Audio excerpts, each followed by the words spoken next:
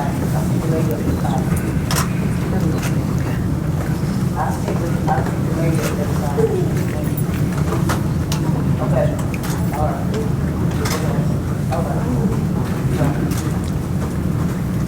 just make sure we spread out.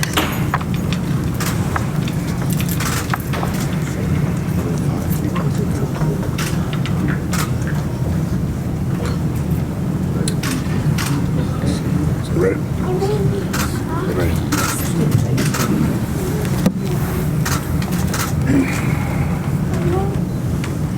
Good morning, everyone. My name is Justin Miller, along with my partner Chris Stewart. Our law firm is called Stewart Trial Attorneys. We are not here today to get into the specific minutia of the case. What we will be doing today is introducing you to the family of Mr. Brooks so that everyone will see and understand what was taken away from all of these people behind us. You're going to hear from Mr. Brooks' niece and cousins, and Mr. Brooks' wife as well. And hopefully you'll get to see and understand why this is very important and why this can't happen again. So first up, you'll have Chastity Evans. This is Mr. Brooks' niece. She'll say a few words.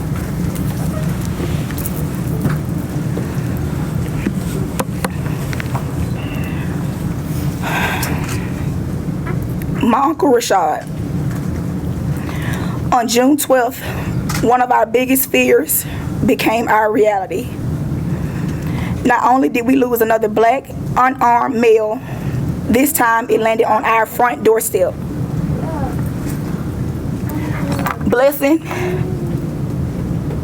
memory, and dream will never get to see their father again. Not only was he a girl dad, he was a loving husband, caring brother, and most importantly to me, an uncle I could depend on. Rayshard Brooks was silly. He had the brightest smile and the biggest heart and loved to dance since we were kids. Me and my uncle are both 27 years of age.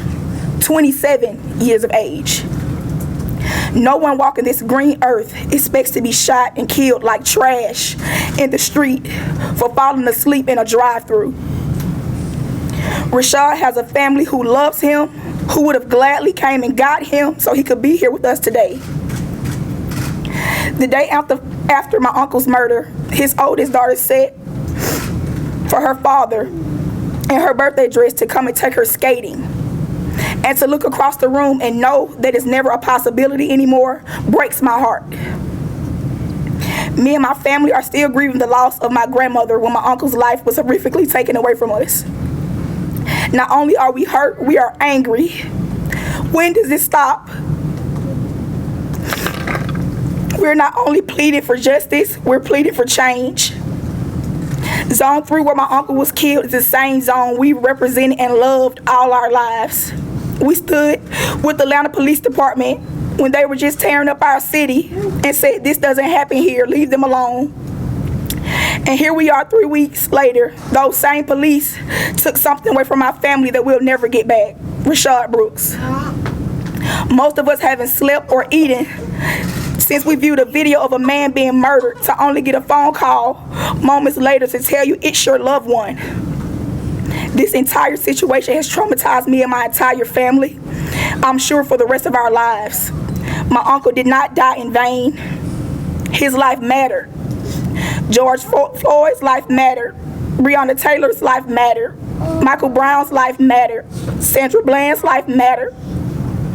I'm not only asking the city of Atlanta to stand with us, I'm asking for everyone in this nation to stand with us as we seek justice for Rayshard.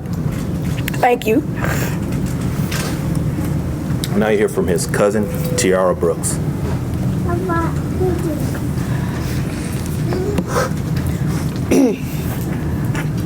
Rayshard Brooks.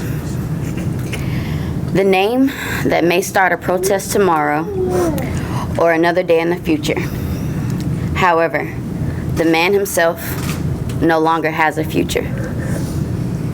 He can no longer live in the present nor plan for tomorrow. No matter what the different points of view are ours of his death, we must all agree to one fact. The fact that he was killed by the Atlanta Police Department.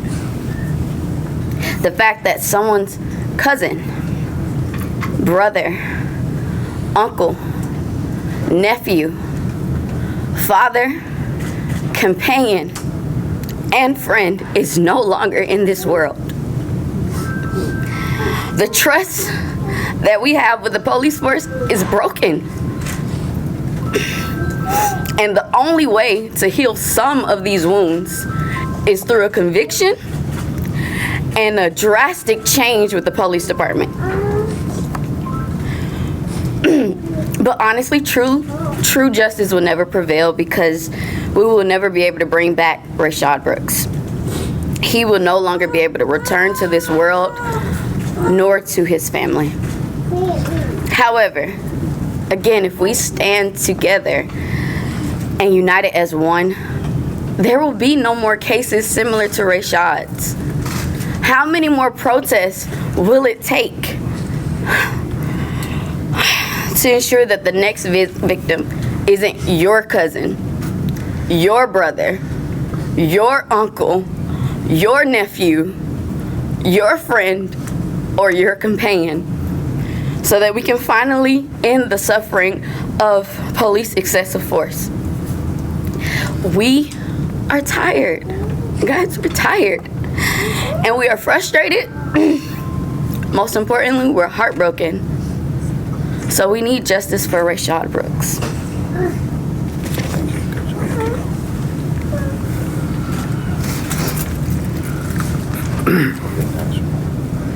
This is Mr. Brooks's cousin. His name is Mr. Allen.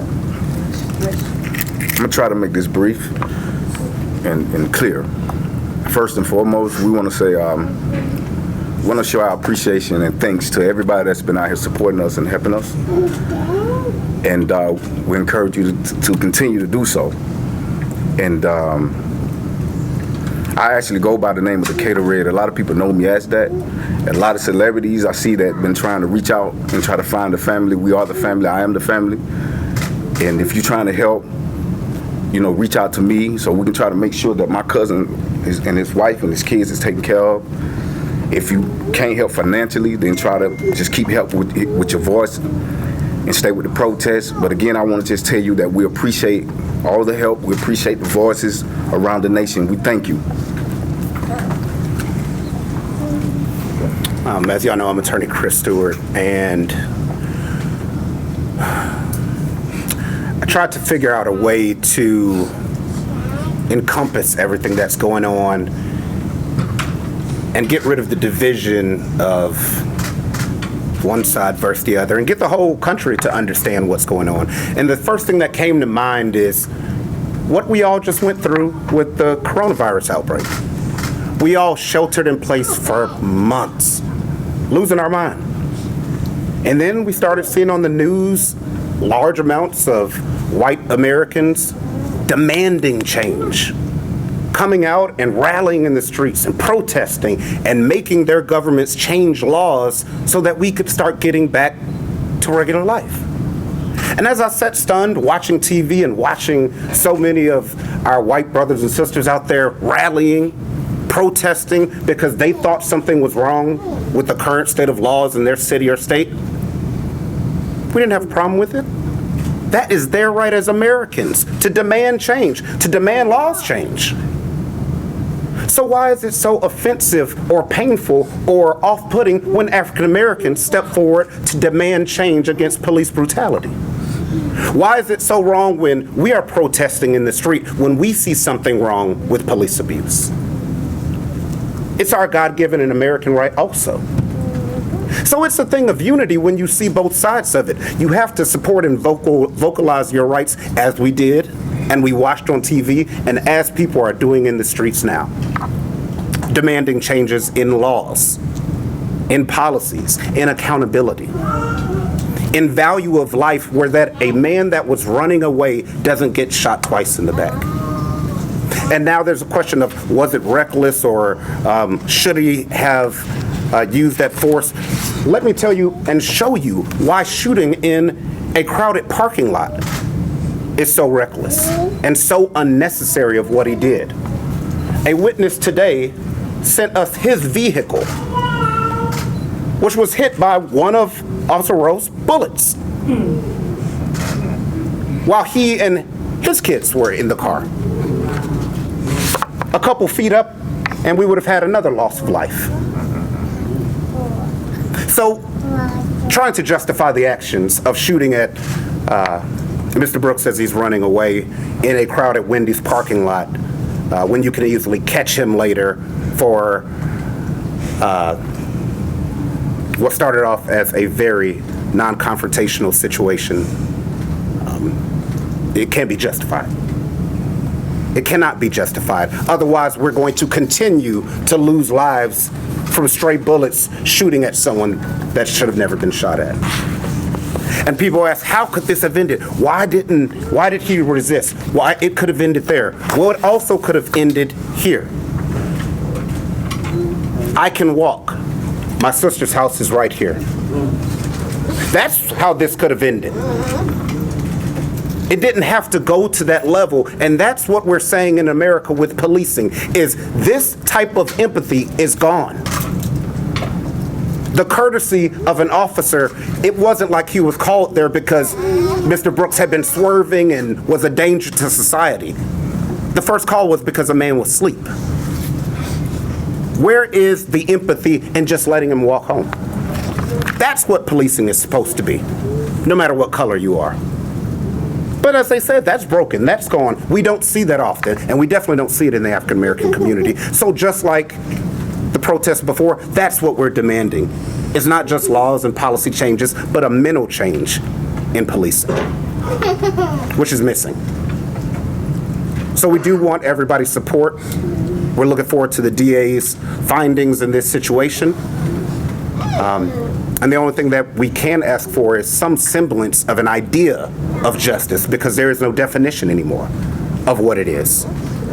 But what we know right now is that a man's life was taken when it should never have happened. Right now, we want to introduce everyone to Tomika, who many of you have met, and the kids, Blessing, Memory, and Dream. Blessing, it was her 8th birthday when her father died. She had her birthday party on the same exact day that they found out that their father was killed. She had her birthday dress on. As all of you have heard, she had cupcakes and friends over. She was supposed to go skating with her dad, and that didn't happen, of course.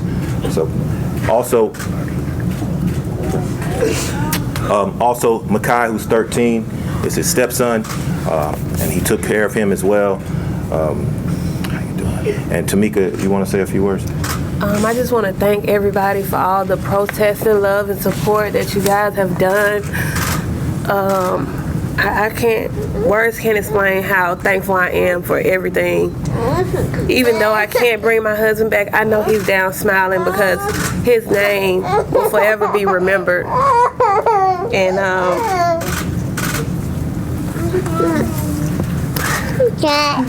no, there's no justice that can ever make me feel happy about what's been done. I can never get my husband back. I can never get my best friend. I can never tell my daughter, oh, he's coming to take you skating or swimming lessons. So, it's just gonna be a long time before I heal. It's gonna be a long time before this family heals. And I just, like I said, I'm just thankful for everything that everyone is out there doing. And I just ask that if you could just keep it as a peaceful protest, that would be wonderful, because we want to keep his name positive and great. Lastly, we do want to acknowledge and thank Tyler Perry, who we spoke with, who will be taking care of the funeral for the family. And it's support like that, and it's people who are actually in this community, that love the community, that want healing, and families like this to never have to go through something like this, to step forward. And we want to thank him for such a generous move. Yeah, 3 brief questions. Question for anyone in the family. Did Rayshard ever discuss what would have been going on? Have y'all ever discussed with him, what previous shootings that have happened, just all the conversation everyone's been having for the last? Just talk to George Floyd.